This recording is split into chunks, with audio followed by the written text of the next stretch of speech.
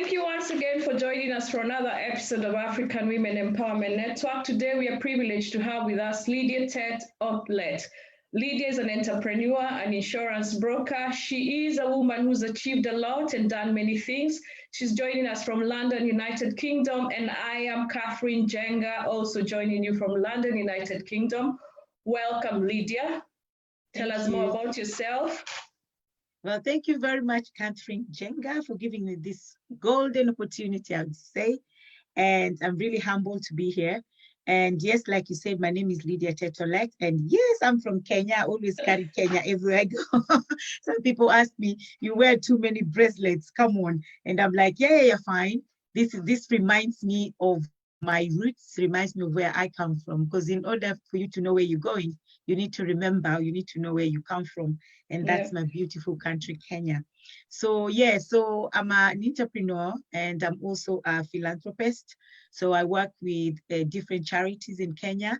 And I also have my own company that started called Malaika Dance Unique. And the company is about culture, performing arts. So I go to different schools and I teach them about culture.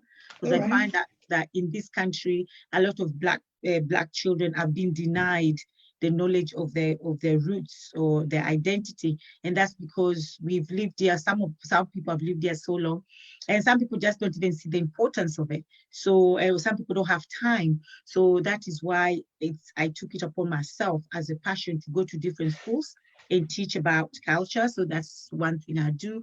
I'm also a director, a theater play director. I directed a play called The Darkest Hours of Victory, when Kenya celebrated 50 years of independence. It was called The Uprising of the Mau Mau.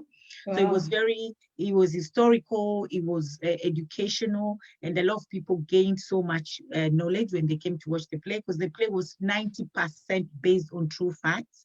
Oh, wow. I actually went to Kenya and I saw this gentleman, a very respectful gentleman called Gitu Wakahengeri. He was actually part of the Mau Mau movement. And he gave me the insight. I mean, that story, 90% came from him telling me what happened. And 10% is just adding up to spice the play up, because it's a very sensitive and sad play, a moment for Kenyans at that time. And then I'm also a Nollywood actress in London. Yeah. I act some Nollywood movies. I've even acted in a movie, a Yoruba movie, even though I don't speak it. But my part was, I was like a psychiatrist, so my part was in English. And I've been to Nigeria as well, because the movie was nominated and it was premiered in Nigeria, Silver Galleria, and I was there in Lagos. And then I'm also the founder of an event called Kenya and Friends in the Park that brings a lot of diaspora together. This is our 6th year doing it. And for the 5 years that we've done it, we've seen almost up to 30,000 Kenyans come together, and Friends of Kenya comes together, because every year we have an increase in numbers of people attending. So it's been a very great success, an event that everybody looks forward to. And also, as an entrepreneur, I always say that I look for problems and then I look for solutions, and then I pray to God to help me execute them. And that's why everything I put my hand into is always a success, because God is always part of it. He's never just me. If it was me, it would flop. So I also started doing insurance, because I looked at our community, especially East African community, and I saw there's a lot of times that people lose their lives, so people die. And then there's this thing, GoFundMe, Chango, which is, GoFundMe, I so not agree with it. But Chango, like, we come together, that is part of our culture. That is something that we've always done, and nobody can take that away from us. But I was saying, with this day and age that we are right now, and also the fact that we are in diaspora, you see people before they die, they live their life really well, they dress nice, big cars and everything, and then when they die, they have nothing. There's no money that they set aside to even take their body home, because most of them even want repatriation. So how can we repatriate you when there's no money for repatriation? So now that person becomes the community's burden financially. But if we're meeting If it's a meeting of somebody have lost their life, of course we have to, we're Kenyans or we are Africans, I would say. We always go and console with the person, mourn with the person, cry with the person, laugh with the person, eat with the person, celebrate with the person, which is 100% fine, which is correct 100%. And I hope all the cultures should embrace that. Yeah. But the fact that now this person's body cannot be taken to Kenya or cannot be taken to their country of origin because of finances. And then they now start begging people, oh, come on, guys, even if it's £5, £10. How do you think the children are feeling at that time? Right? I know you're gone, and probably some people say, I don't care, I'm gone. But what about your children that you've left behind? True. What about your family that you've left behind? Didn't you ever not care about your children whatsoever? Yeah. You understand? And you gave them this marvelous life when you're alive. Now you're gone, they have to suffer. And then it's not even the fact that, okay, sometimes they say a target is, was that meant to be introduction? And I'm now talking too much. It was an introduction. Wow, you're passionate about it. That's why you're talking about it. Let's come to that. Definitely, Lydia, you're passionate about that. Let's talk about your Nollywood, being a London Nollywood actress. Yeah. Congratulations, Lydia. It's a great achievement, you know. When did you start? How did this journey begin of being a London Nollywood actress? Well, I'll always say that I give credit to a guy called Steve Nash. Okay. Actually, Steve Nash, right now, he's campaigning to be a governor in Nigeria. Okay. So tomorrow, Sunday, we are actually going to celebrate him as he launched his campaign in the UK. So he's going to be a governor in Nigeria. And I will totally support him and vote for him if I have to, because he opened doors for me for a Nigerian industry. And also T.Y. Moore, who is actually my current director for the movie that is coming out tomorrow. You have a movie coming out tomorrow?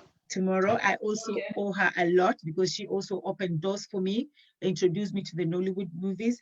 But the way these things started, and I always tell people that be nice to people because you don't know who you're talking to. I don't care if that person is driving a big car.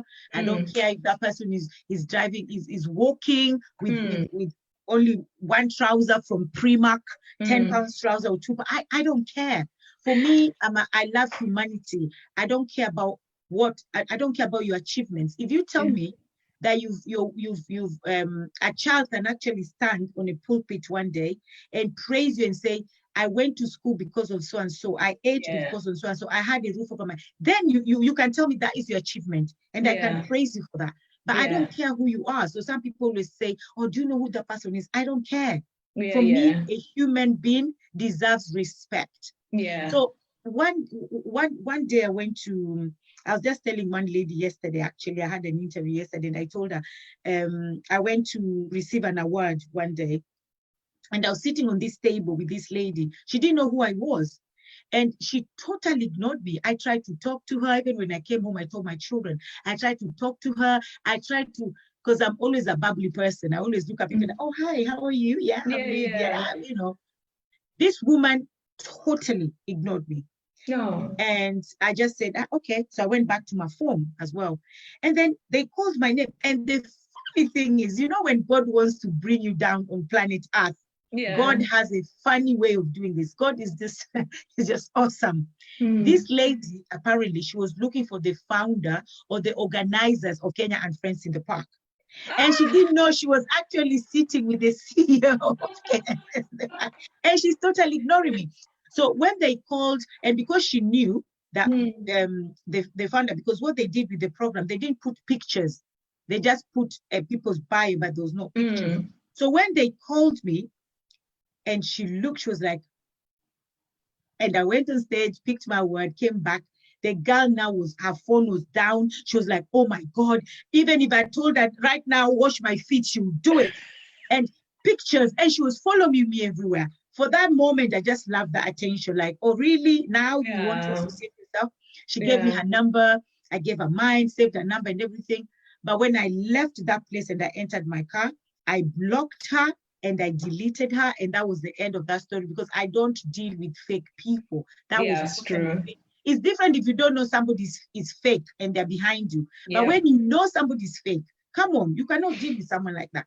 So I was just saying that because what happened with the Nollywood is I went one day to watch movies and I saw a red carpet and I saw beautiful women, black beautiful women and all this. And I was like, wow, what is this? So I went and I asked somebody, I said, what is this? And they said, oh, this is Nollywood movies and blah, blah, blah. I said, oh, really? Oh, yeah, I do watch Nollywood movies because that time I was a fanatic of Nollywood movies. I watched them like the world is coming to an end. So I now started talking to them. And then this lady who looked like, she just looked so simple. She looked drained. She looked like she was just a passerby. She came to me and she said, oh, I heard you said you live near this place, Southeast. Can you give me a lift? And I was like, oh yeah, why not? So I gave her a lift, not knowing that I'm carrying gold in my car, in my rickety car. So I carried her in my rickety car. Yeah. And she was like, oh, you are so nice. You know, it's so rare to meet people like you. And would you like to join Nollywood? And I was like, what? I can actually act in this car for you right now. So she introduced me to the TY Mo. I was saying, she introduced me to Steve Nash. She introduced me to this industry. And that is how I started. And I met Steve Nash. I met TY Mo. And I began my journey. And I never saw the woman again. So I don't even know if she was just an angel sent. I don't know. But I never saw her again. And I entered the industry. So since then, and the one thing with Nigerians, I'll tell you, Nigerians always close their doors for outsiders. But the day they open, if they open it for you, they'll treat you, it's open. There are no fake people who will open and then start, no. Once it's opened with them, it's open. And that's what people don't understand. That's why when people say, oh, Nigerians, this, I just laugh because all the Nigerians I've dealt with, and I've dealt with a lot of them, they are all good people. I've never met anyone who is dodgy because once they open that door for you, they've opened it. It's hard for them to open it, but once they've opened it. And they've opened doors for me. They love me. I work with them properly. I've never fought with, I've never had any falling with any of them. And the fact that if one is having a problem with the other, it's not my business. I'm still friends with all of them. You understand? Yeah. So, and then as a writer of theater and a director of theater, I told TY Mo now one day, I said, and she told me, Lydia, you can actually write this movie for me. And I was like, no, I've never written a movie before. She said, you can do it. That's why it's very good to associate yourself with positive people. I said, no, I can't. She said, you can do it. So I wrote the movie. It took me almost a month. I don't know what I'm doing. When I finished writing this movie, the movie was premiered here in the UK, and the movie was nominated to be premiered in Nigeria, and that is what took me to Nigeria. So the first movie that I wrote takes me to Nigeria. How can we do that? The movie was premiered there, and I've done so many different movies, and now we have 2 of the movies that I acted. One 3-4 weeks ago, it was on Nollywood trailers. And another one is coming out tomorrow again. So we are just fighting to get to Netflix because that's our next step. Are you allowed to say the name of the movie that's coming out tomorrow so we can look out for it? Yes, it's called Apostle Do Good. Oh, Apostle Do Good. Okay. Apostle Do Good. Where can people stream it? Are we allowed to stream it, or what's happening? Yes. Tomorrow from 12 noon is going to start showing at Nollywood Trailers TV, and that's in YouTube. Nollywood Trailers TV on YouTube from tomorrow noon. And it's a TV series. It's called Apostle Do Good. So we finished with series 1. We are just filming now. We start filming series 2, season 2. So season 1 is done. And the synopsis of this movie is about the good, the bad, and the ugly in the church setting. So my character, I'm called Malaika. That's my character. And I'm married to this pastor who in the house is a different man. In church is a different person. And there's so much controversy in this TV series. And there's a good, There's a bad and there's a ugly. There's a Right. domestic violence in there. There's rape in there. I mean, the writer of this movie, of this TV series, she captured everything that happens in the world. Because Okay. 90% of movies, when they're being played or they're being acted, they almost all of them are based in true facts. Look Yeah. at we've seen movies long time ago when a country is infected by a virus and there's a lockdown. And look at what happened just now. Lockdown. So when the people are doing movies, the writers always, I think God always inspired them with some knowledge of true facts in life. Yeah. And when they, because who knew that one day we'll be living in a ghost town? And we did that in the whole world. And these are things we've seen in movies so many years prior, and now it's happening. So when the writer, her name is Goretti, when she wrote this movie, the movie is inspired with so many true facts, things like rape, things like domestic violence, things like pastors in church, fake ones, real ones, things like people going to witchcraft, people going to juju people to get power, things like women stabbing each other at the back. Everything is in this movie. Okay. It's very interesting. Okay. Can I just take you back, Lydia, to your introduction? I really love that you say that you wrote or you did a movie about the 50, was it about the Mau Mau? Yes. Can you tell us a bit more about that? Yeah, the uprising of the Mau Mau, that was a play. And in fact, we're going to do that play again this year and incorporate it with Black Lives Matters. Because all that is part of what the play was talking about. And now we feel like it's really relevant at this particular time that we do it again and incorporate it with what's happening. Because when they colonized Kenya, or when they colonized Africa in general, when they colonized our country, and they say slavery is finished. It is not finished. And that is why we always say that George Floyd's I Can't Breathe is that even though, that is what he went through, but that is what a lot of Black people, a lot of the Africa as a continent is going through. Because we see all these companies in Kenya, the big companies, they're all owned by white people and they're suffocating Kenya. We are being suffocated because why can't we own those things ourselves? And then they're not even paying taxes in this. They're not paying their taxes. They're paying their taxes in their countries of origin. That is stealing from us. That is making, we're still slavering for them. And that is why I think this play, The Darkest Hours of Victory, this is the time to do it again, because this is relevant for us to incorporate that Black Lives Matters in the play. And the play was about the Mau Mau. And if I tell you things that these people did, things that we do not even know, I'm telling you from the bottom of my heart, there's a woman here in the UK. She's right now, I think the other day we celebrated her 83rd, she's 83rd birthday. But when I was writing this play, she was only 70, I think 75, or she was 70s. She was talking to me and crying, and she said she can't do it. A 70-year-old, she was still crying. From the trauma. When she was telling me what she went through. And then you want to tell me that people talking to a psychiatrist, Black people always say that's a waste of time. We need to talk about this. Healing needs to be done. Healing has not been done in our land. And that is why you see up to now, when there's election, we fight amongst ourselves because there's no healing. We have not healed as a land, as a country, we've not healed. Because this woman, she was talking to me and I was thinking to myself, seriously, after all those years, she was crying, she couldn't talk. Do you know that these people used to cut a pregnant woman and feed the fetus to their dogs? Oh my God. Wow. And that is something that we don't know. My generation, our generation, we don't know about this because it has never been told. When the woman was telling me, she was crying. She said, I cannot talk about it anymore. It's because we do not talk about our stories. We allow the white people to tell our stories and dilute it with so much lies. But we need the real thing. We need to talk about the authentic. It has to be authentic.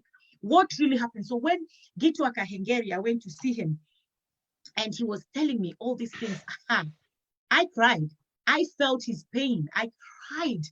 And even this man, even though he didn't cry because, okay, he's a man with their ego, but you could see the pain in his eyes when he was talking about what they did to him and his son. They put him and his son in the same cell and what they were doing. And then they took his son to another cell, and he could just see his son screaming and calling him. And there's nothing he could do. They did horrible things to these people. They did horrible things. And I also had the privilege to meet a white man who now was in his 60s or 70s. And he was in Kenya when he was 17 years old as a soldier. He was sent there. And you know, this man had the audacity to tell me that we were terrorists. And I asked him, because I went to his office, I was in his office. And I said, excuse me, sir, how dare you call us? He said, yes, because do you know what hurt him? That they had horses, that in the morning you wake up and the mau will cut a horse leg. And then now the horse only has 3 legs. So of course the horse will bleed and the horse will die. Yeah. So he's like, how do you know what these Kenyans are doing? And then I say, how can you compare somebody cutting a horse with you cutting a pregnant woman and feeding the fetus to your dogs? How can you compare that?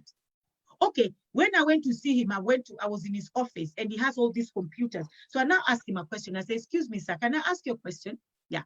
Okay, with all due respect, if a thief comes to your office now and they want to take your computers, would you allow them? No. He said, oh no, I'll fight for it. I said, thank you, sir. That's exactly what we did. You came to steal from our country. We had all the rights to fight you back. Yeah, that's true. No, because you didn't know how to handle it. That's why we said, who told you we didn't know how to handle it? That was your assumption. In fact, when you came to our country, you came with goody two-shoes. You are so good to us. And then because this is an African thing, we are always trusting. We are always loving, always kind towards humanity. So we loved you, we treated you good, which we do up to today. We still treat you guys so well, which we shouldn't, but we still, because you people hate us, you treat us so bad. And this is how many years back. I was talking to this man, and this man had the audacity to tell me that.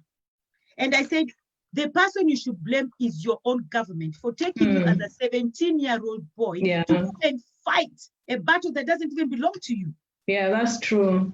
And to fight for what, the battle that doesn't belong to you, and fight for what doesn't belong to you, you know? Because you can go to someone's country and decide, you know what, we are taking over, we are taking what belongs to you. And if you fight back, you face the music. Terrorists. It was hard. I'll take you back, Lydia, to like the lady you talked about when you talked about the Mau when they went through. I'm just wondering, maybe, I know you said we don't like to talk and there's healing that needs to be done. Maybe this is something that somebody out there who can find the Mau and talk to them and give them group therapy. You know, I'm a believer in therapy because I'm training to be a therapist. So give them group therapy and talk therapy, maybe, so that they just process what they went through and what we as a nation went through, you know. And I advocate for people talking and expressing their experiences and their emotions. Wow, Lydia, that was quite deep stuff you told me. How it's very sad about what the Mau went through, you know. Yeah. What we went through as a country at that time. And thank you even for writing about that and thinking of doing it again. Ooh, really deep stuff. I think I need to debrief after this.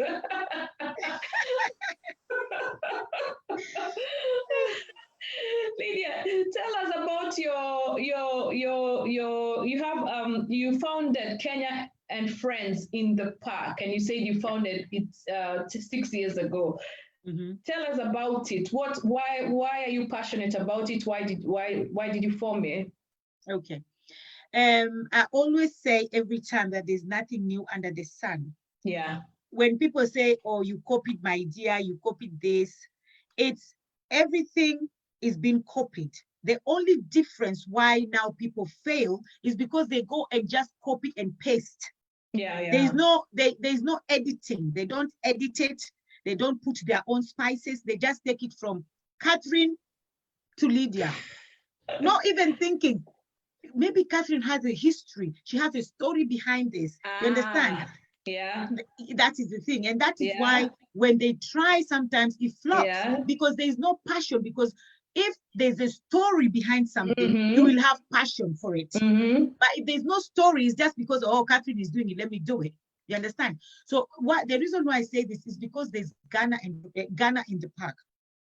And I used to go to Ghana in the park, and Ghana in the park is very big, and I always applaud them. I always big them up because they've tried for so many years. They've been around now. I think this is the 16th year, either 16 or 17 years. Okay. They've been doing Ghana in the park. And as a dancer as well, I used to go and dance there.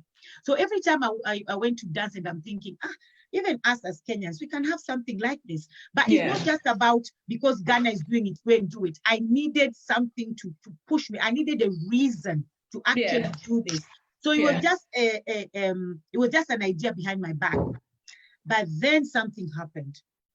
And I think that was the time God was telling me, okay, you needed a reason. This is the reason. There's a lady, and she was only 28 years old. She actually committed suicide. And and she said, and the reason why she committed suicide, she said she was lonely. That was her reason. She left a note and said she was lonely. And the sad thing was, she was actually preparing for this because she did her nails, she did her face, she did everything, and she looked so pretty. And then she killed herself. And I was thinking, wow, so what can I do to bring Kenyans together? To bring us together. So even though maybe there's a friend you never saw, because when we left Kenya a long time ago, there was no mobile phones, there was no this. So maybe you don't even know if some of your friends are in the UK as well. But if I do something like the way I see Ghana in the park, and I do something like that with Kenyans, and we all meet, you can meet like thousands of your friends that you didn't even know they're in the UK. So I thought, good, something like that. But now with the friends part, I thought, if I just do Kenya in the park, that we are closing other communities out. We all know that Kenya is a diversity country. We're diverse, we love people. So I said, instead of just doing Kenya in the park, let's do Kenya and friends. So that we can invite and sell Kenya to outsiders. You cannot sell Kenya to a Kenyan. We need to sell Kenyans outside. And that is why friends came in. But the main purpose was that woman who committed suicide. And then when I was still thinking about this Kenya in the park, okay, this woman, and then a Ugandan girl was found dead in her house of starvation. No, Catherine, that was the saddest death I've ever had in my life. And she died, and then 5 days later, her daughter died as well, because her daughter was young. I think her daughter was either 3 years or 5 years, and she couldn't go anywhere. She couldn't call the police. She couldn't do anything. She was found dead with her daughter in the house of starvation in this country, at this day and age. So where was the Ugandan community? Where was the community at large, or East African community, or anybody? Where was the family? Where was the friends?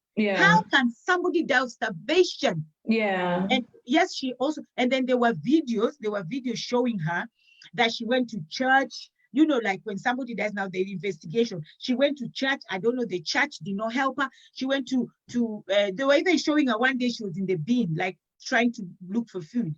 But I think I saw that bit, Yes. I was so sad. That was so sad. And I said, you know what? This is the time to do Kenyan Friends in the Park, because if something like this happens again, I'll feel so bad. I'll be defeated. I'll say, God gave me a vision, but I sat on it. So this Kenya in the Park, the reason why I'm so passionate about it is because there's a story. And the other thing as well, and I'll tell you this, and God is my witness 100%. We've never made £1 out of that event. People always think, oh, you're getting so much money. The embassy is helping you. British government is helping you. You have sponsors. Yes, the British government has never given us £1. The embassy has never given us £1. And yes,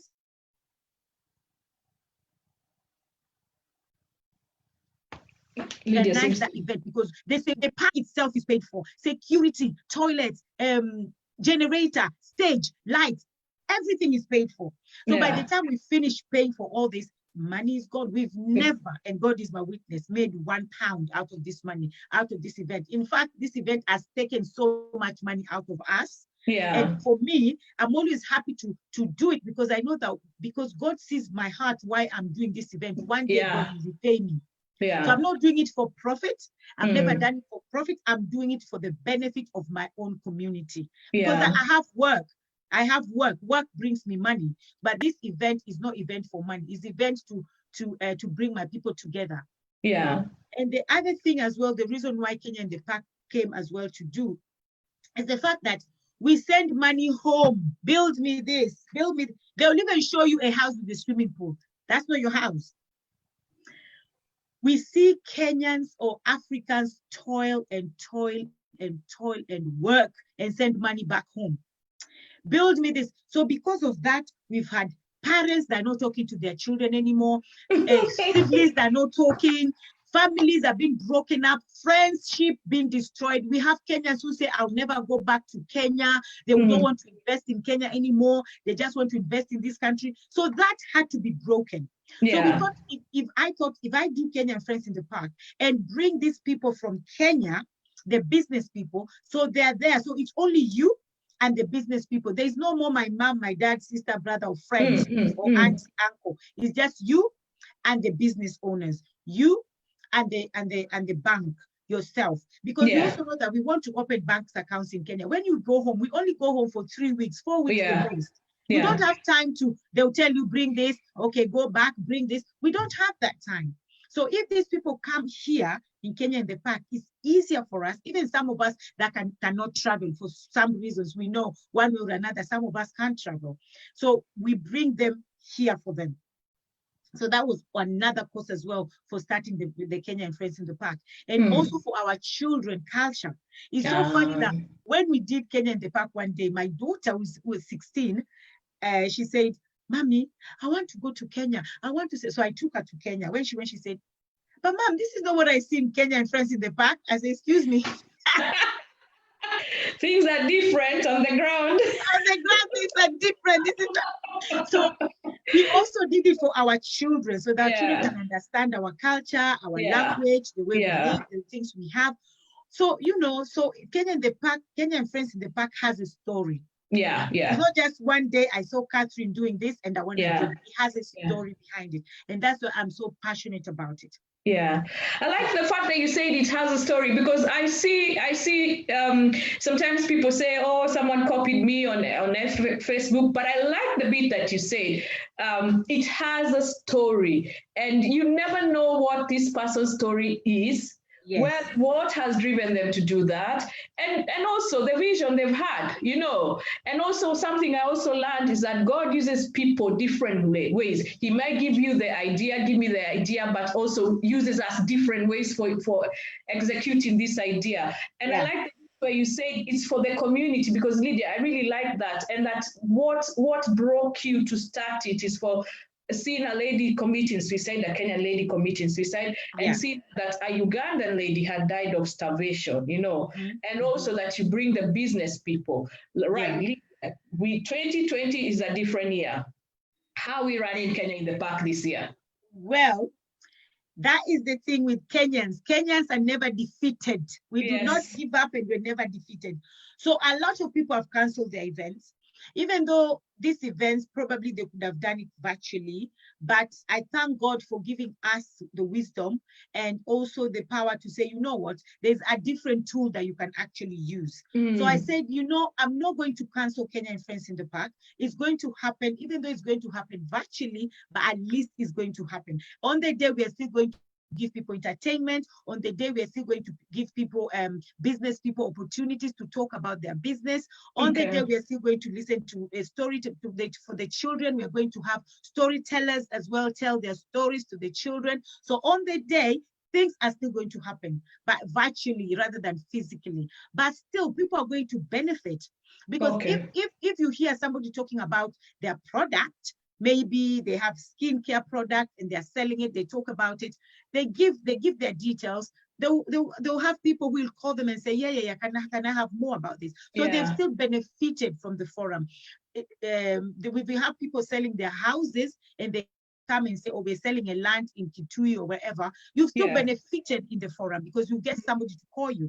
And then we're also aiming to reach at least 100,000 people watching, because we all know the power of social media. If you use social media in a positive way, you will get positive response.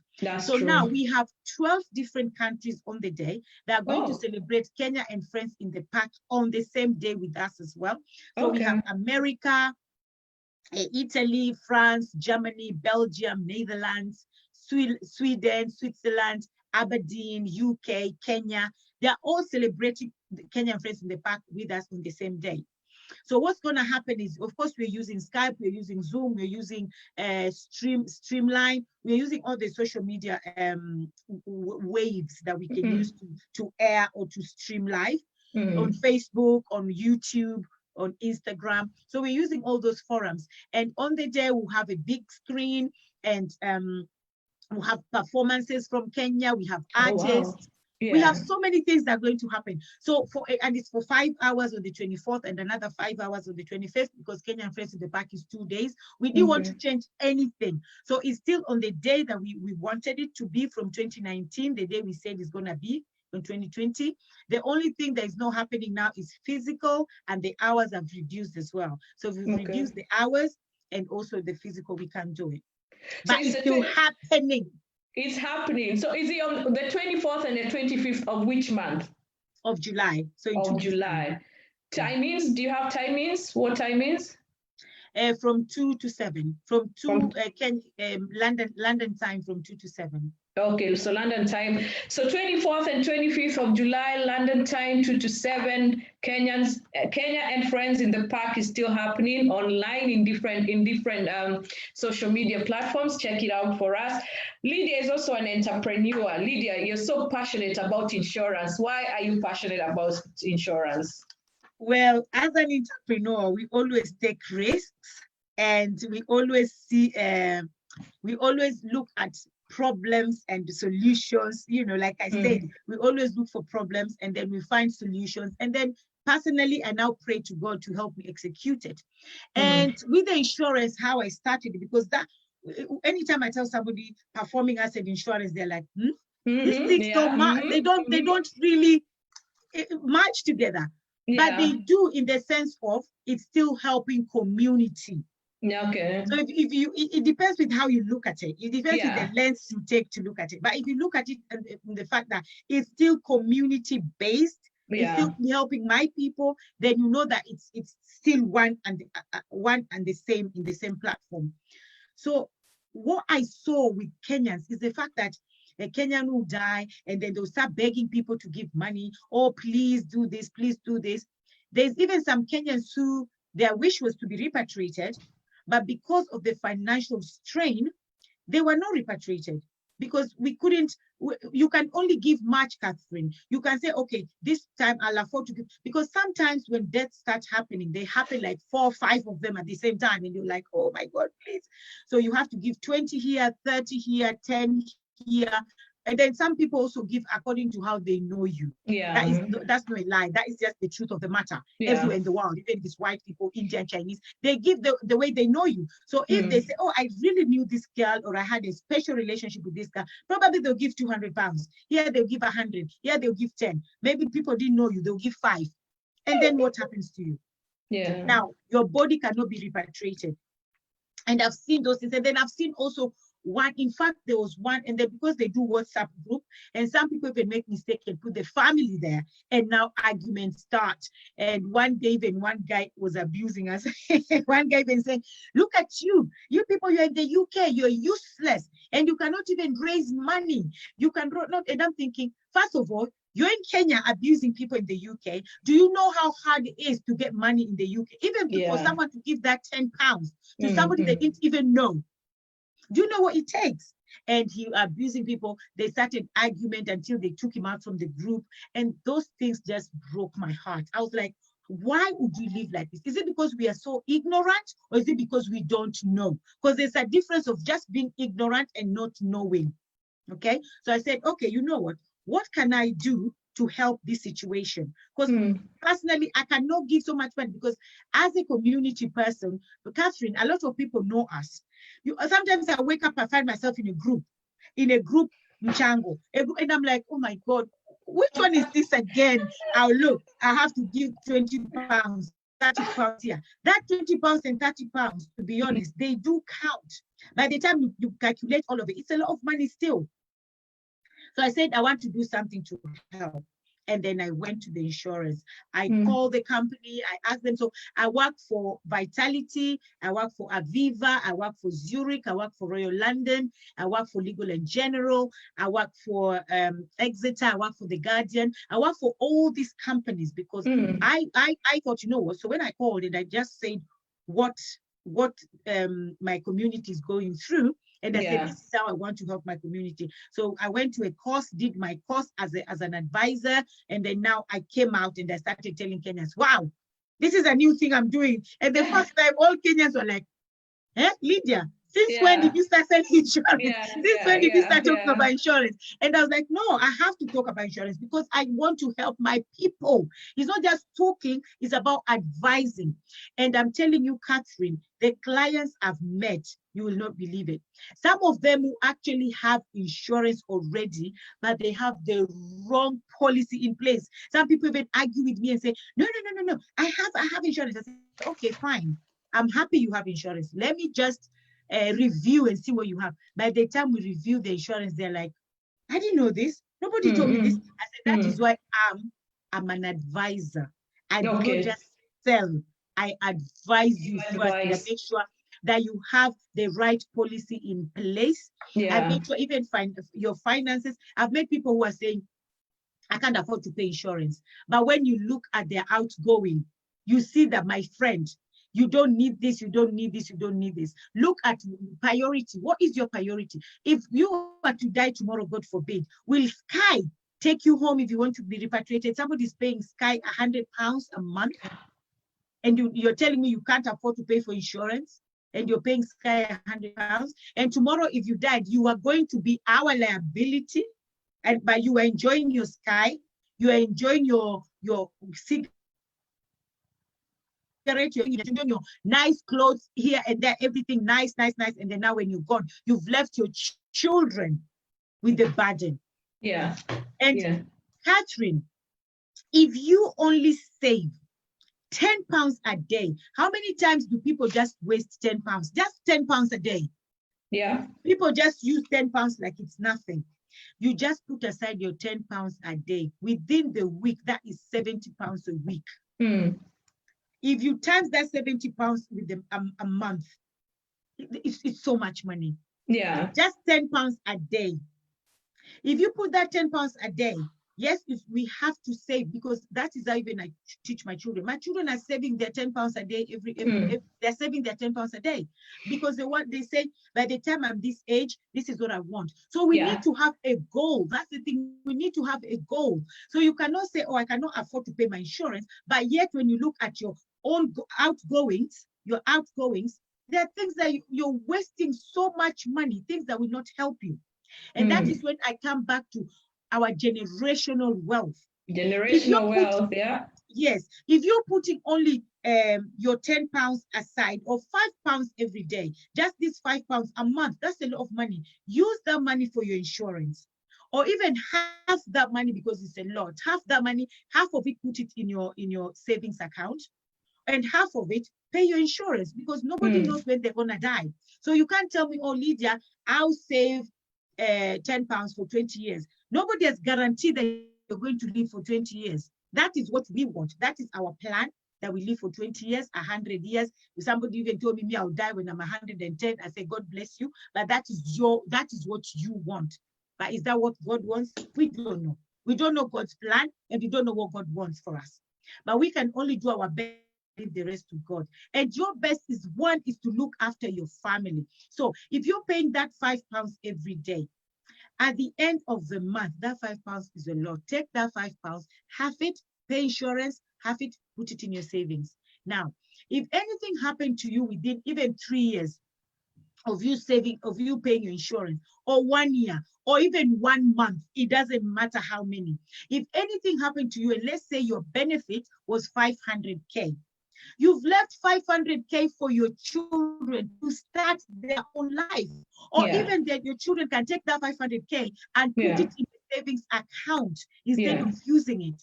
That 500K will grow for your children. And then one day when they're ready, they can now take that money and do something. And for their own grandchildren, that is the generational wealth we're talking about. So if we start it now, if we start it now at this generation, because we cannot say, oh, it's too late. It's never too late. If we start it now, and then God forbid I'm gone tomorrow, I've left £1 million for my children in insurance policy.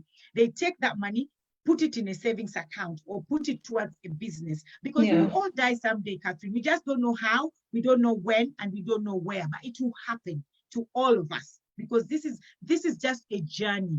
Okay, now you prepare every time you're going for a journey. You prepare. You have to prepare for your journey. You don't just wake up today and say, okay, I'm off to France. Even when you just wake up and say, I'm off to France, sometimes I do that. I'm silly like that. But even if you get up and say, I'm off to France, you still have to buy your ticket, get your passport ready. You still have to pack some things. That is called preparation of your journey. This where we are is a journey.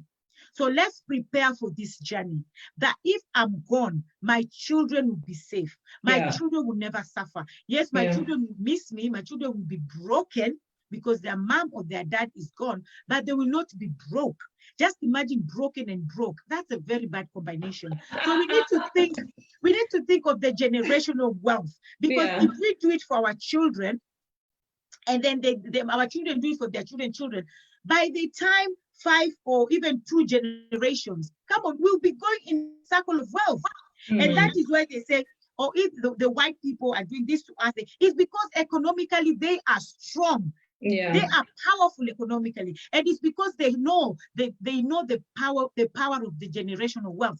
Now, let's say now if you meet a white person, do you know how many of them will tell you, oh, my nana left me this, my nana, every time is my nana, my grandpa, my this. How many black people can say my grandpa, my nana left me this? That's true. Because sometimes we, the African, black community, we start from a different level. You know, your parents probably struggled, and then like what you're saying, Lydia, is, say for example, when your kids are starting and they have that to start on, you know, or to carry on with. But sometimes we find that in the African community, sometimes, not all families, some families do, they don't think about generational wealth and generational continuity and the legacy, you know. So sometimes we find that we start from this place where we're still struggling, you know, but now that you're bringing us the education, you're empowering us, you're equipping us, let us be smart about it, you know? Yeah. So Lydia, I know you've talked about that insurance. Is that life insurance you're talking about, the one for when? Yes, that is life insurance. That is life insurance I'm talking about. For when you're gone, or when you're terminally ill. When you're terminally ill as well, it pays out. So somebody was telling me one day, Alan Sugar, look at Alan Sugar's story. Alan Sugar, the uncle left Alan Sugar 500 million for insurance policy. Your uncle cannot even leave for you £1. Your uncle, leave alone your own parents. But this is the uncle that left you 500. That generation will never suffer again. They are done. So why can't we do that for our own? Why can't you do that for even if it's not your niece or your nephew, your own children? Your own children. So let's think of generational wealth, and that is life insurance. But we also have, look at now in a black community, how many times do you hear so and so have cancer, so and so go stroke, so and so have a heart attack in a black community because of our ways of life, what we eat. We don't look after our bodies. We don't do exercise. We don't mentally as well. We don't secure, or we don't look at our mental health. We don't do all this. We don't go to when they say we don't go to seminars. So we don't listen to people speak. We don't listen to motivational speaking. We are just in our own box, and we think we are made. No, I am made. I don't want to listen to that person talking. It's just a person. It's just Catherine. What is she going to tell me? Or it's just Lydia. What is she going to tell me? So we don't look at our state of mind. We don't focus on that. We don't focus on our physical bodies. All we think is money, money, money. And before you know it, you hear somebody suffer stroke, heart attack, cancer. Okay, those are so horrible, horrible diseases, critical illnesses. If you're insured, if you have insurance, that's why you see a white person has a critical illness and they're going for cruise, and you're thinking, how are you managing to go for cruise when when you're not working? It's because they had insurance. The minute they diagnose you with any critical illness, even multiple sclerosis, things like kidney failure, liver failure, anytime they diagnose you with any critical illness, they give you a lump sum of 50K, according to how much money you can afford to pay in, or depending with your lifestyle, because things like smoking really affects your insurance policy. Things like if you have if you have an ongoing medical issue as well, it affects your insurance policy.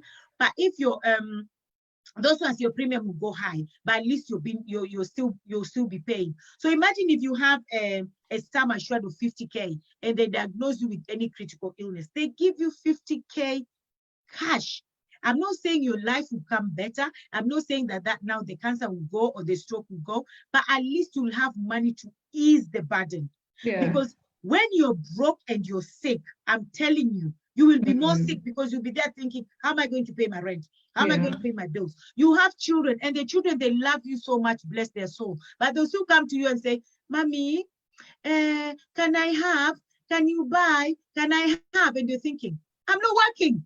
I'm in this bed. I've been here for the past 2 to 3 weeks. And you can see them in bed, but they'll still come and ask you for money. They'll still come and tell you they want something because you are a parent. So we need to think before and say, if this was to happen to me, God forbid, but if it was to happen, what are the measures I've put in place that if tomorrow, God forbid, but tomorrow they say you have cancer, there's no way you tell me you go to work, because first of all, mentally, that would be it's a shock in itself. So now you're home, either you're taking treatment or this, you need something that even if your children came and said, Mommy, I want this, you can afford. Yeah. Even you can say, you can tell your children, you know what, let's go on holiday. To ease your mind, let's go to France, let's do this. You understand? So that is critical illness. That one as well is in place. And we also have income protection. And income protection is very, very important to have, because if you can't go to work because you're sick, you're injured, or you're in an accident, we'll pay you up to 65% of your earnings until the day you're better to go back to work. So let's say you're sick for 2 years, because some people get sick and for 2 years they can't work. For 1 year they can't work. For I don't know how many years they can't work. We will pay you until retirement, 68 years. They'll pay you of your earnings until the day you go back to work. And now we come back. We're losing you, Lydia. Are you there? Just give me 1 minute. Lydia, are you there?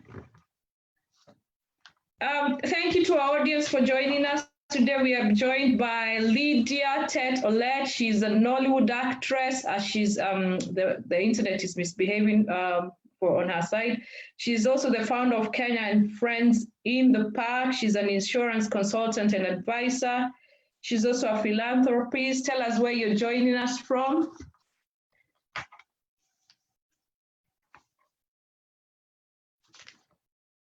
As we wait for her to come back, and she's told us all these good things that we need to do. Oh, we've lost Lydia. Let's just give her 2 more minutes for her to come back.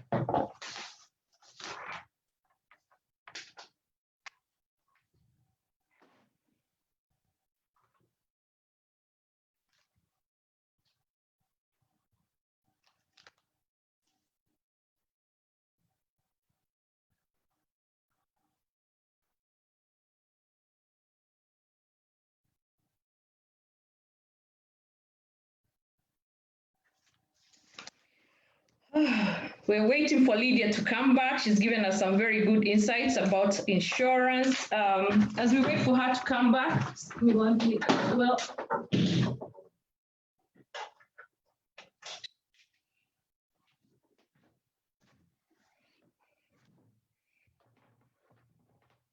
Lydia has taught us about generational wealth.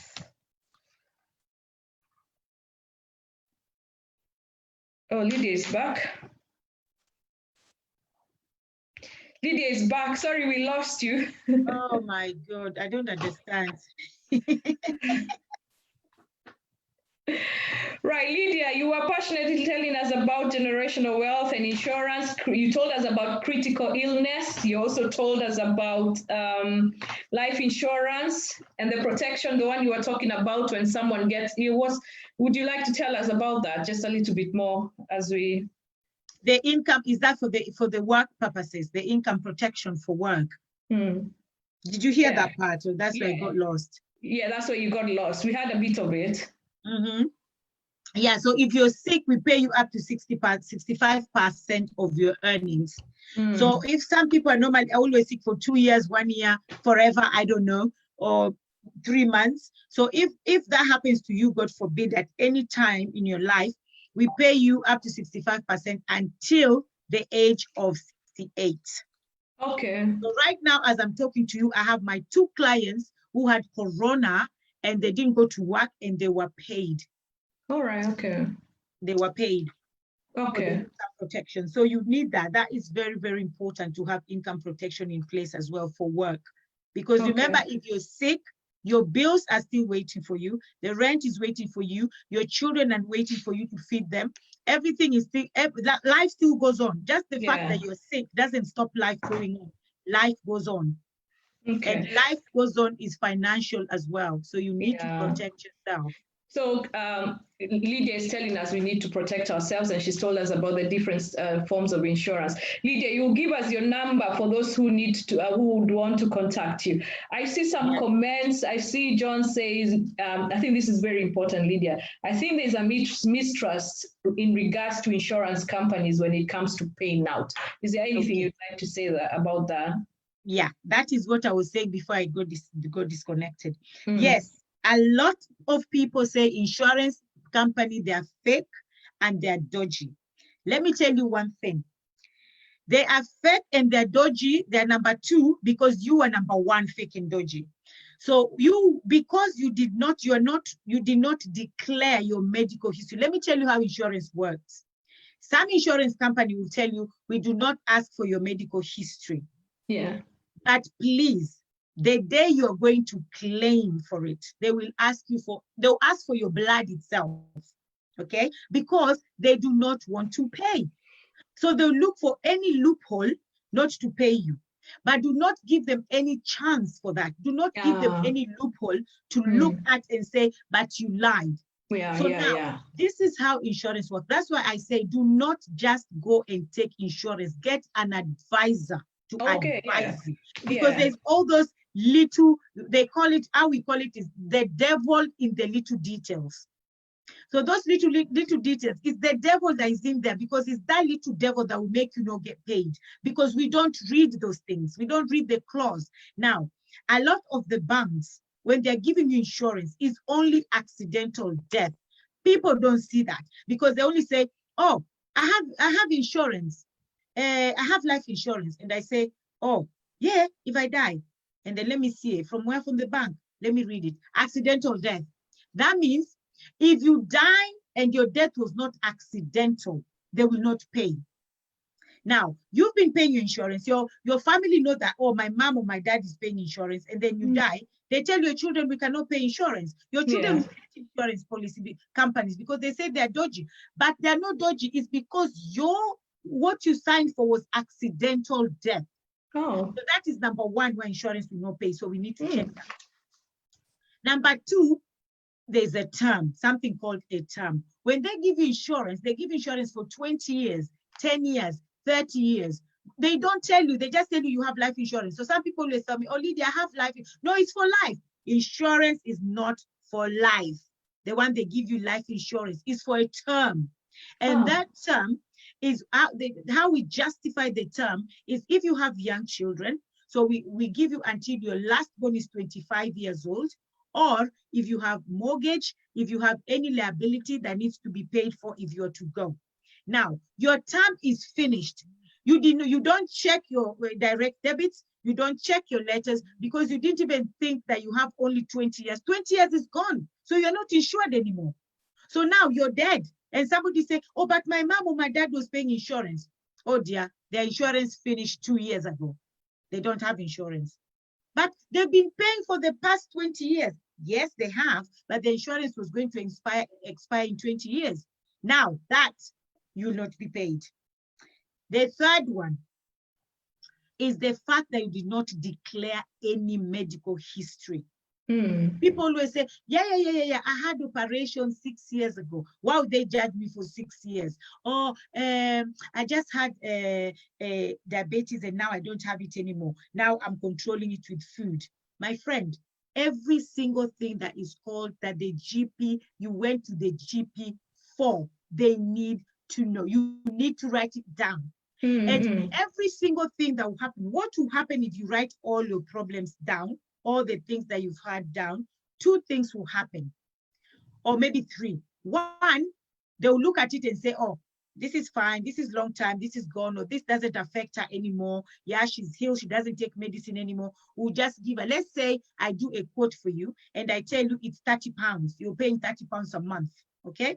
Now, one, they'll say, let it just be 30 pounds because she told us all the medical history she's gone through and now she's fine. Because before they even give you, they will call your GP. They will call your GP first and find out. And I've had clients that even last week, I had one client, the insurance company write back to me and say, we are sorry, we cannot give your client insurance because there's some things the GP disclosed to us, but they will not even tell me what those things are because of private and confidentiality. Because if my client had no confidence in me to confide in me, because everything we do, Catherine, is private and confidential. Okay. And if your husband came to me and said, oh, what did Catherine take? I said, no, that's not my problem. You go and discuss with your wife, or you go and discuss with your husband, or go and discuss with your own children. I have my clients who are, there's a husband, wife, and children. Boyfriend, that I do not discuss. If I want to do you, I say, can you leave the room, please? Unless you say, no, it's fine. Let my child stay or let my husband stay. That's different.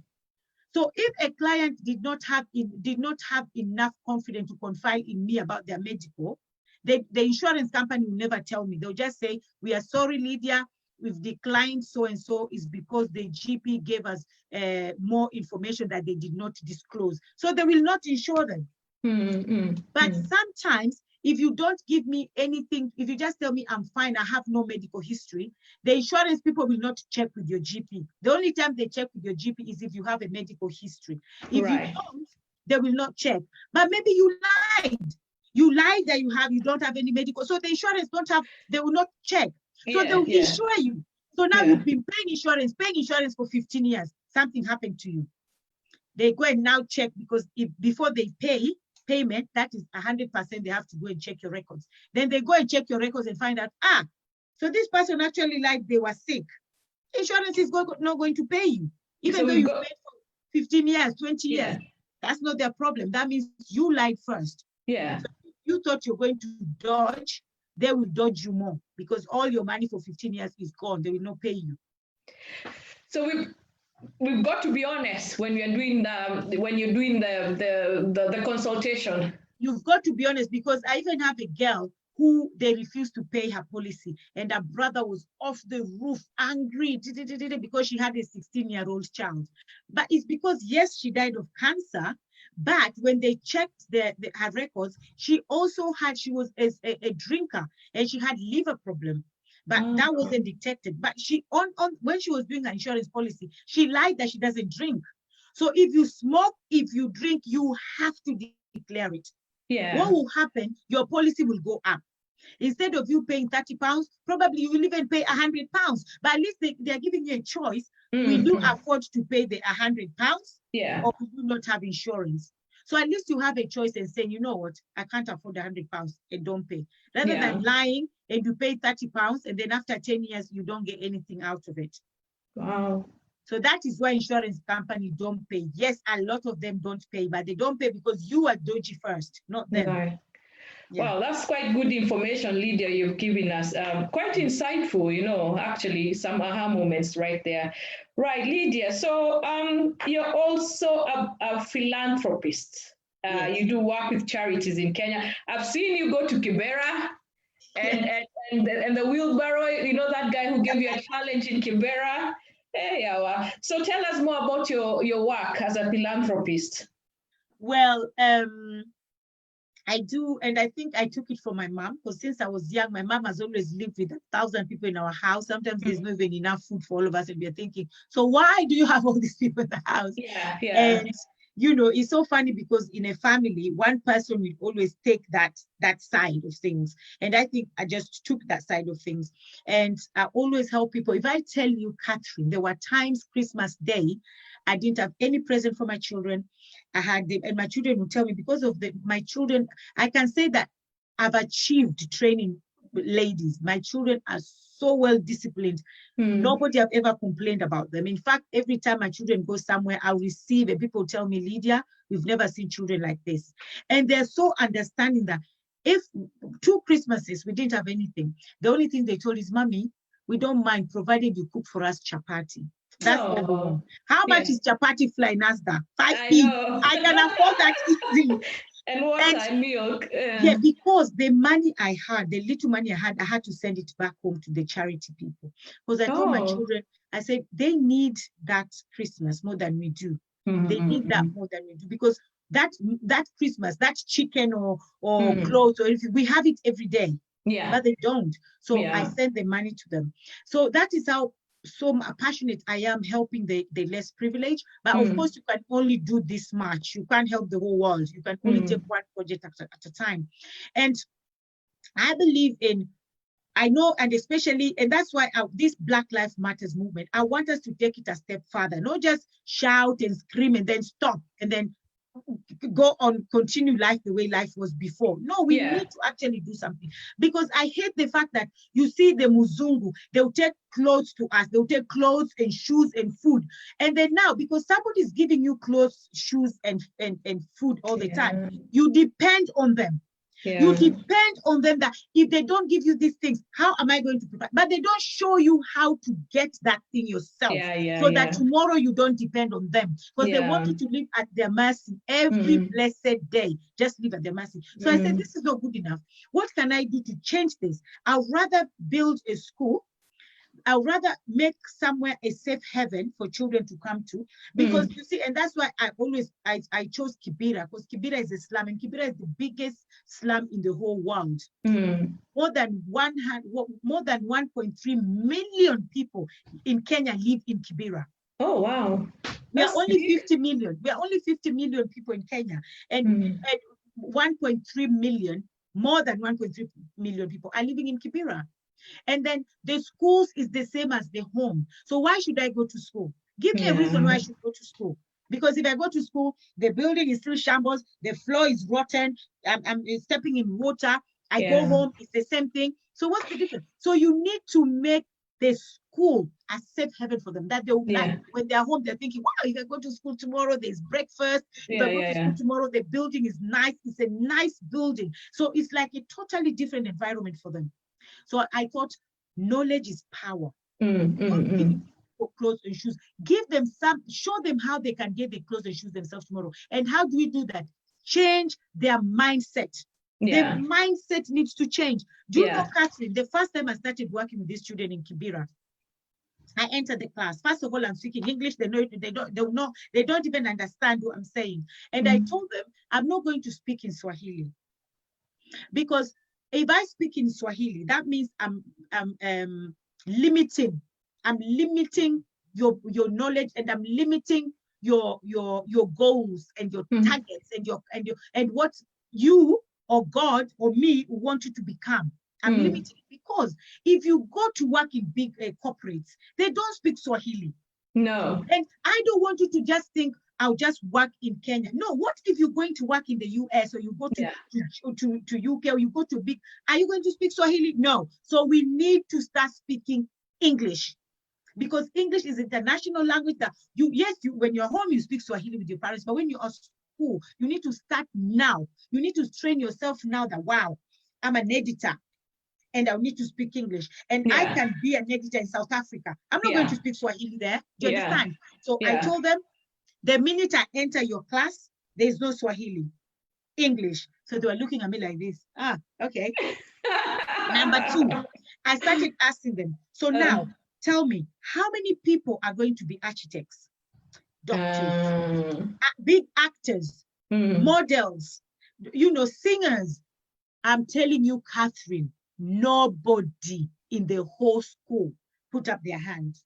Oh. But when I said, how many people are going to be tomato sellers? Hands were like this. Oh. I was sad. My spirit was sad. I said, really? And you know why? It's because they are surrounded by that. That is what they see. That's what their parents do. That's what they see. Their parents they don't have white collar jobs. So that is what they see. So that's what they think that they are. I told them, my friends, let me tell you something. Do not think that because of your slum, that does not define your future. You understand? So now, if I go, so funny. Now, if I go, even if I say, Sasa, no, miss, speak English. They'll remind me. I say, oh, okay. English people, thank you. Yeah. So they'll remind me that. And then I see that they'll speak up. One person will say, I'm going to be a lawyer, you know, and the confidence and they stand up. And that's why I go to Kenya 3 times a year. And every time I go, I have to go to Kibera. So I do workshops with them. It's not just about building the school, but it's building the mindset. It has to start from here. Yeah. Because even if we have a good building and our mindset is still that tomato seller, there's nothing, you're not achieving anything. So, and I tell them, yes, being a tomato seller is not bad.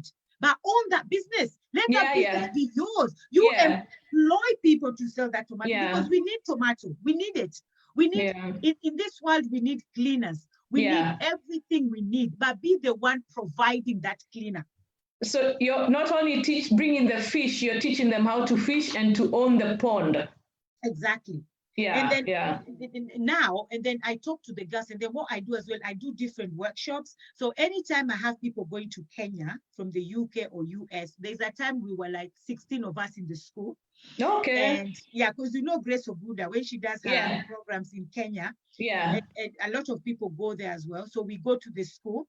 So the boys take the boys and talk to them, mentor them, because these people don't have mentors. And that is why right now you see what is happening in Kenya is breaking my heart. All these young girls getting pregnant is because where are the women to mentor them? Where are the women rep? Where are the so-called women to talk to these girls? Where are the men? They're not there. So what I do with the Kibera children, the men take them and we take the women, and then one group take this, one group take this. And if you hear their stories, my dear. So we want to make a safe haven for them in the school. Yeah. Even though we just do breakfast for them and then we do lunch, some of them will go home, they will not even eat. There's no food for them to eat. And then they'll be like, oh, but if I go to school tomorrow, at least there'll be breakfast, there'll be lunch. Even sometimes we just do only rice and rice and beans. Just that. You understand? Just rice and beans. That's in the morning we just do bread and tea. Or sometimes we do githeri. That is something, because those are cheap things that we can afford to do for them. And now we're still begging, let's just say begging. We're still begging people to help us as well to continue with the good work that we're doing for building this school. And if somebody even wants to say, okay, I'll just take a project of just make sure that they eat breakfast every morning, or just make sure they eat food, breakfast and lunch, or I just want to take this project for me, my money just wants to pay the teachers, even if it's just one teacher or both of them, or I want, anybody can help, and every little helps. And I've seen a lot of people coming in to help, and that's school, Shama School, and I'm also doing a program with them, and that is all about the mindset. I say we're also teaching them about health. Because you see them, sometimes they come when you give them food, they've not even washed their hands. All those things we're teaching them. It's health. We teach them how to brush your teeth, take care of yourself, how to wash yourself. You have to be clean. Even in your home, you have to. So we are teaching them that. And also now it's only because of Corona now everything is closed. But we wanted to do an outreach that we're going outside and we are cleaning from where the gate is. We clean up to where the school is. So our environment is clean. It's not just coming to school. We have to also look at our surrounding. Even though they're in Kibera, but it can still be clean. It doesn't have to be that because it's Kibera now it's dirty. No, it can be Kibera and it's clean. Those are the things we are doing with those children in that school. So we are trying to break the mindset, which is the most important thing. Yeah, that's really actually good stuff, Lydia, you're doing. And you say breaking the mindset, showing them that they're important, they are valuable, you know, they're increasing their self-worth, giving them safe haven by showing them, making them feel secure, giving them food. You're doing a really good job. I must say congratulations, you know. So what's the name of the school again, if I may ask? Shama Splendid School. Okay. And so, Lydia, as we wrap, I just have one or two more questions. You're a woman of many hats, you know, you're in performing arts, you're a London Nollywood actress, you also, you have founded Kenya and Friends in the Park, you're an insurance consultant and advisor, you're also doing charity work in Kenya. So what would you advise somebody who is sat and watching and say, wow, that really inspires me? What would you say to them? How do they start? How do you get motivated? Have you had any challenges? Because we all know it's not smooth riding all along. Have you had any challenges? What would you say about that? Yeah, I've heard a lot of challenges, especially when it comes to support. It's never there. It's always, yes, we are behind you 100%. But when it comes to the time now for action, you find you're by yourself. And that is why somebody one day asked me, Lydia, I see you traveling a lot in different countries, but you're always by yourself. I say, I learned to do things by myself because I know that I'm not by myself, I'm with God.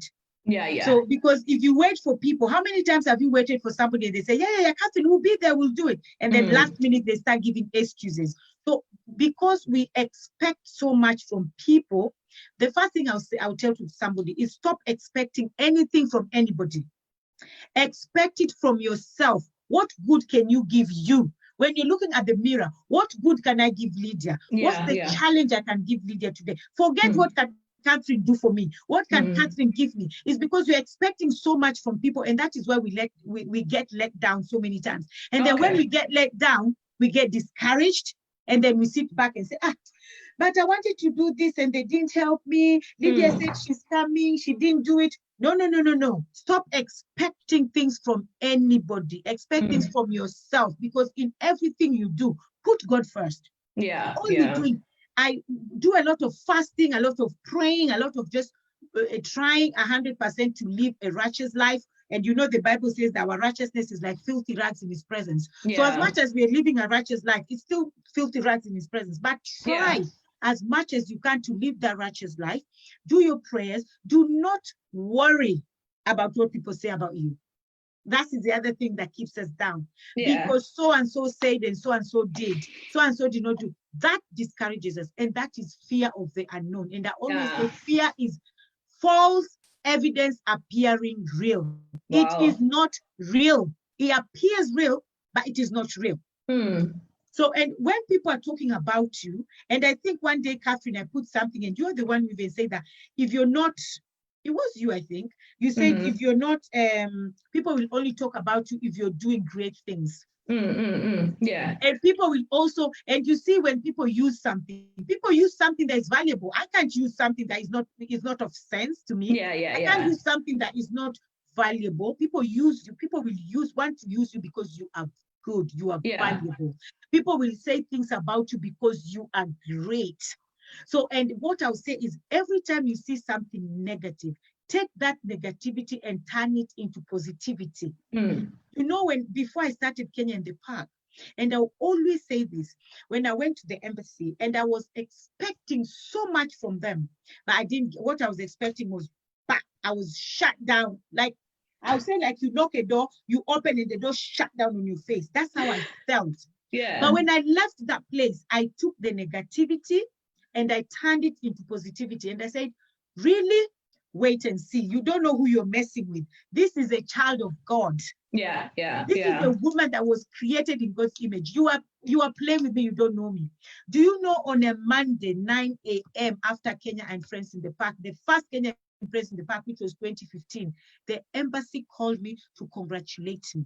Oh, wow. And they called me to say, oh, sorry, we didn't think this can happen, but it happened. And the fact that they acknowledged that they put me down, but now they acknowledge and say, I appreciated them since then. And since then up to now, I respect the embassy, even though, yes, people have their own fight or their own misunderstanding. But for me, I respect them for that one thing that they did. Because it takes somebody, a woman or a man of substance to call you and say, I am sorry. That's true. That's true. That's true. That's true. So us living in fear or us living in people's shadows or expecting so much from people, stop. And you can do whatever you want to do, become whatever you want to become, but there's only one person who can stop you. And that person is you. Yeah. Can I also add about when people, when people talk about people and stops you, I think sometimes when we get worried about what people say about us is because we really don't know who we are ourselves. Because if I know I am Catherine, this is what I live for, these are my principles, my values, this is what God's plans are for me, then why am I worried about what someone else said about me, So I think one of the things I would add to that is let's work on who we are as individuals, know who you are, who is the real me. What has God put me on this earth to do? What are the plans He has for me? That's what I would add. So, Lydia, as we wrap, I really appreciate you sitting with us, speaking with us. I'm very, very inspired. It's been a pleasure having you. And you've given us very, very great insight. And I'm really humbled and I appreciate it because we planned it very lastminute.com and you agreed to sit with us. So anyway, how can people get in touch with you if people want to reach out maybe for anything about the things that you've talked about? Okay. On my Facebook, just the same names, Lydia Tett Olet. Okay. Or Lydia Olet. So I have two different ones. One is Lydia Olet and another one is Lydia Tett Olet. Yeah. And then I also have my phone number, which is +44 7853 207075. Can I just repeat that? It's +44 7853 207075. Yes. Yeah. Or you can email me at Malaika, which is a Malaika Dance Unique at gmail.com. So Malaika Dance Unique at gmail.com. Malaika Dance Unique at gmail.com. That's right. Thank you so much, Lydia. It's been a pleasure. And thank you to our audience for joining us. You've really been inspirational to me and I believe to the audience. And we'll invite you next time. And thank you, our audience, for joining us. Join us next time for another episode of African Women Empowerment Network, where we believe when we empower one woman, we empower a generation, we empower another woman, we empower a nation. Thank you very much and see you next time. Thank you.